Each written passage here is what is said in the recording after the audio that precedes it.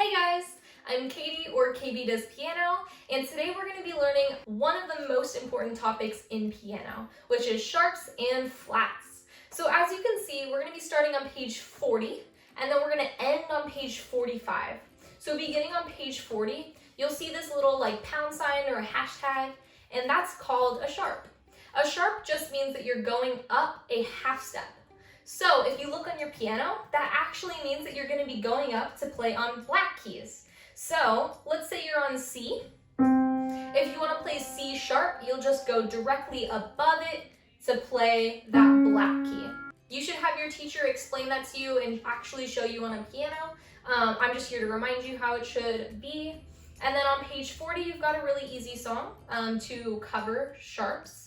And then in measure 2, you'll see that they don't write a sharp on that second F. That's because sharps carry throughout the end of a measure. So they don't have to write a sharp again, you just have to remember that it was written as a sharp before. And that gets a little tricky in the page 41 song.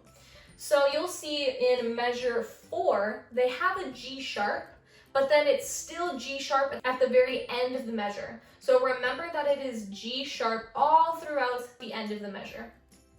On the next page, we learn flats. So a flat is that little B. And so instead of moving up the piano, flats move down the piano. So for example, if we were on B, you would just move directly down to that black key right below it. So you can see that they're written like little B's on the music. They're always written on the left side of the note, just like sharps. And they also carry throughout the end of the measure. So you just have to remember that things are flat whenever they're written that way. If you turn the page, you've just got 2 songs that are incorporating flats and sharps in the same song. So that can be a little bit complicated to read. So just remember, sharps go up a half step on the piano and flats go down a half step on the piano. If you can remember those 2 things, it'll make it a lot easier to remember which way you're going. So remember, just like you have a flat tire, flats go down, sharps go up.